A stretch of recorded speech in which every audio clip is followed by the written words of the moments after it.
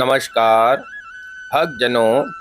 आज मैं शिव पुराण महात्म श्री रुद्र संहिता भाग प्रथम खंड के 10वें अध्याय का वर्णन करूंगा। इस अध्याय को सुनने से 88 सहस्त्र ब्राह्मणों को भोजन कराने जितना फल मिलता है। मनुष्य दीर्घजीवी तथा सभी गुणों से संपन्न हो जाता है। भगवान भोलेनाथ की कृपा उस पर सदैव बनी रहती है। अब मैं 10वें अध्याय का वर्णन करता हूँ। परमेश्वर शिव बोले, हे उत्तम व्रत पालन करने वाले विष्णु, तुम सर्वदा सब लोकों में पूजनीय और मान्य होंगे। ब्रह्मा जी द्वारा रचे लोक में कोई दुख या संकट होने पर दुखों और संकटों का नाश करने के लिए तुम सदा तत्पर रहना। तुम अनेक अवतार ग्रहण कर जीवों का कल्याण कर अपनी कीर्ति का विस्तार करोगे। मैं तुम्हारे कार्यों में तुम्हारी सहायता करूँगा, तुम्हारे शत्रुओं का नाश करूँगा। तुम में और रुद्र में कोई भी अंतर नहीं है, तुम एक दूसरे के पूरक हो।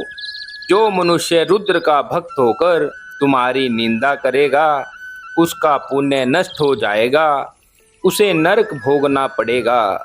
मनुष्यों को तुम भोग और मोक्ष प्रदान करने वाले और उनके परम पूज्य देव होकर उनका निग्रह, अनुग्रह आदि करोगे। ऐसा कहकर भगवान शिव ने मेरा हाथ विष्णु जी के हाथ में देकर कहा, तुम संकट के समय सदा इनकी सहायता करना, सभी को भोग और मोक्ष प्रदान करना तथा सभी मनुष्यों की कामनाओं को पूर्ण करना। तुम्हारी शरण में आने वाले मनुष्य को मेरा आश्रय भी मिलेगा और हमसे भेद करने वाला मनुष्य नरक को जाएगा। ब्रह्मा जी कहते हैं, देव ऋषि नारद, भगवान शिव का यह वचन सुनकर मैंने और भगवान विष्णु ने महादेव जी को प्रणाम कर धीरे से कहा, हे करुणानिधि भगवान शंकर, मैं आपकी आज्ञा मानकर सब कार्य करूँगा।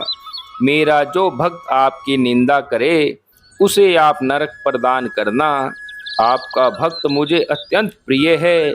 महादेव जी बोले, अब ब्रह्मा विष्णु और रुद्र के आयु बल को सुनो। 4000 युग का ब्रह्मा का एक दिन होता है और 4000 युग की एक रात होती है। 30 दिन का एक महीना और 12 महीनों का एक वर्ष होता है। इस प्रकार के वर्ष प्रमाण से ब्रह्मा की 100 वर्षों की आयु होती है और ब्रह्मा का एक वर्ष विष्णु का एक दिन होता है। वह भी इस प्रकार से 100 वर्ष जिएंगे तथा विष्णु का एक वर्ष रुद्र के एक दिन के बराबर होता है और वह भी इस क्रम से 100 वर्ष तक स्थित रहेंगे। तब शिव के मुख से ऐसा श्वास प्रकट होता है जिससे उनके 21,600 दिन और रात होते हैं। उनके 6 बार सांस अंदर लेने और छोड़ने का एक पल 8 घड़ी और 60 घड़ी का एक दिन होता है। उनके सांसों की कोई संख्या नहीं है, इसलिए वे अक्षय हैं। अतः तुम मेरी आज्ञा से सृष्टि का निर्माण करो। उनके वचनों को सुनकर विष्णु जी ने उन्हें प्रणाम करते हुए कहा कि आपकी आज्ञा मेरे लिए शिरोधार्य है। यह सुनकर भगवान शिव ने उन्हें आशीर्वाद दिया और अंतर ध्यान हो गए। उसी समय से लिंग पूजा आरंभ हो गई। इस प्रकार 10वें अध्याय को आज पूर्ण किया जाता है।